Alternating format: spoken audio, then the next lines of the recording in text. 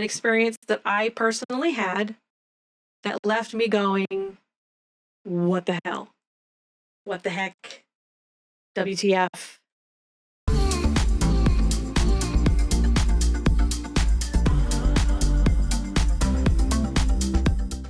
Was looking into this global consciousness thing, trying to find how that sort of,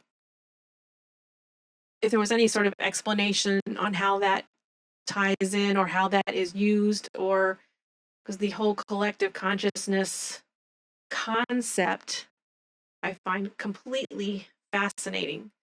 So what we found on the, what is this, the Global Consciousness Project, GCP, also called the Egg Project, is a parapsychology experiment. Well, as soon as you say parapsychology, um, you've got an element of cuckoo, cuckoo, right? You've got some stigma there. You've got some. There's a lot of, yeah. There's a lot of, let's say a lot of negativity around the word parapsychology. Parapsychology is the study of alleged psychic phenomena.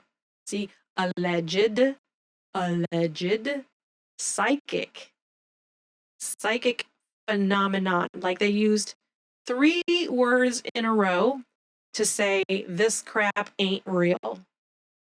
Is it real? Do I believe it's real?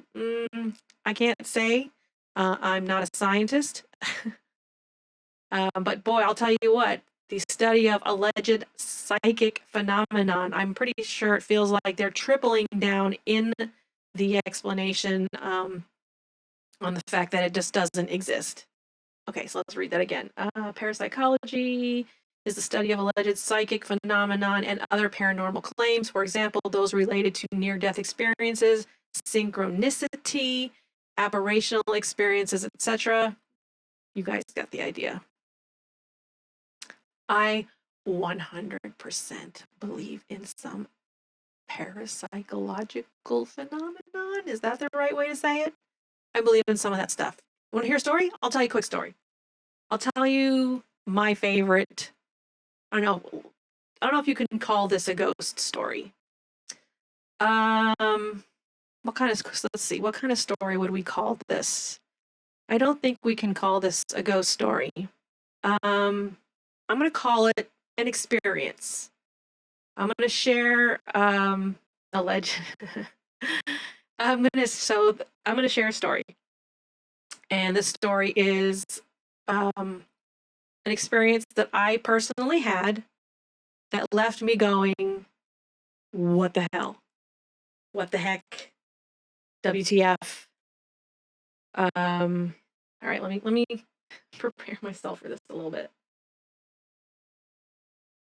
I've told this story to people that I know, friends and family, few coworkers, and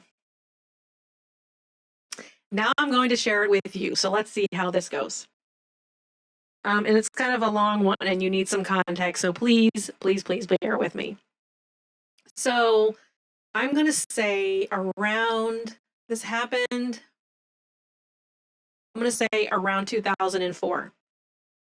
My grandfather, my maternal grandfather, had passed away a number of years before, and my grandmother was being moved into a care facility, and so they were emptying out the home, and I received a letter from my aunt who was actually doing this sorting task, and she sent a letter to everybody with a list of items that she had collected, and she sort of said, you know, if there are things that you want from the family, from Pop Pop, and that's what we called my my maternal grandfather, we called him Pop Pop. If there's any of Pop Pop's belongings you would like, circle them or write your name next to them on this list, and I'll see what I can do to ship them down to you. So I was very excited. I instantly knew exactly what I wanted. I wanted my grandfather's pipe. He was a pipe smoker, and he had this really cool hand-carved Napoleon Bonaparte pipe. I wanted his books, his collection of books. I would say not all of his books, but he had a collection of books that included psychology, psychiatry, yoga, theology, Um, just all kinds of really cool stuff in that realm, and it was an entire bookcase full of these books. So she packed them up. She shipped them down through my parents. My parents came by and dropped off all these boxes, and they sort of sat in my closet for a little while. I would say at least a year because I didn't have any bookcases. And once I bought the bookcases, I was so excited because I bought the bookcases specifically so I could get my grandfather's books up on the wall or up and available to me because I knew that he had written notes. Engineering. My grandfather was also a self-taught engineer. And I knew he had written notes in the margins of his books. And so I really wanted to go through his books and to find out. Thank you, Tommy. Um, not that young. But in any case, so I got the bookcases. I got the books unpacked. I put them up on and I was excited. I was thrilled to have those in my house. It felt like having my grandfather around. Um, and I went and I told one of my friends about the books and I explained to her, what kind of books they were and the relationship that I had with my grandfather and what kind of guy he was. And she says to me, she said, "You want to be really cool?" She says, "Clear your mind, go stand in front of the bookcase, clear your mind, close your eyes, and let your hand, guide you to a book and see what it is." And I have a runny nose, I beg your pardon. So I thought that was a really cool idea, and I did that. And the book that I pulled, which is not part of the story, I mean, it's not what I'm getting at, but it was an interesting outcome. When I pulled the book, I actually ended up pulling a book that was not meant to be included because it was one of my grandmother's books. It said the book was titled "My Mother, Myself." It's a very famous book, and so when I opened my eyes, I kind of had a little giggle about that.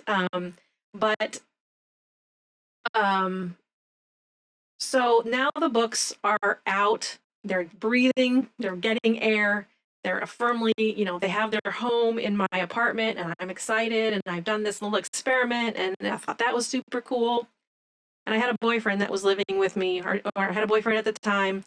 And there was one night that he spent the night. So he's my witness, or he was my witness. We don't talk anymore, but he was there when this experience happened.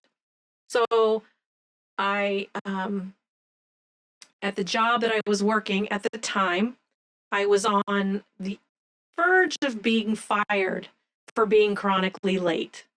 Um, and when I say late, some days I was 5 or 10 minutes late for work. Sometimes it was 15 or 20 minutes for work, but I was basically late a little bit or a lot every single day. And so I was really skating that edge, as to whether or not I was going to be able to keep my job. And so this went to sleep this one night, and when my alarm went off in the morning, I one of the reasons I was late all the time is because I would always hit the snooze button, snooze, snooze, snooze, snooze, snooze. And the clock that I had at the time, it gave me 9 minutes to snooze, and I forget how many times it allowed me to snooze, but it was the kind of clock that eventually, after you hit the snooze button a certain amount of times, it's like, all right, I give up. I'm not going to try anymore. I'm just going to just stop setting off an alarm, and you are probably going to be late. So I woke up, I started hitting the snooze button, and I remember that at the time, I knew how many snoozes I had. And I remember as I reached out, the alarm went off for what I knew in my head was going to be the very last time before it stopped and just let me oversleep. And as soon as I hit that snooze button, the lamp, the standing the standing floor lamp, it was one of those halogen lamps that you have to there's a little gold brass knob you have to turn and it makes a clicking sound. So like I said, as soon as I hit that snooze button, I heard click, And that halogen light went on to full blast. I didn't touch it. I still had my hand on the alarm clock. But it happened so fast. I sat up on the edge of the bed and I went, okay, Pop, Pop, I'm up. And then I was like, what? And my boyfriend's going, what happened? Why is it, what's going on? I didn't know. I mean, I just thought that was like the coolest. At the time, it was freaky. The more I thought about it, obviously, the cooler and cooler and cooler, um, the notion of what happened.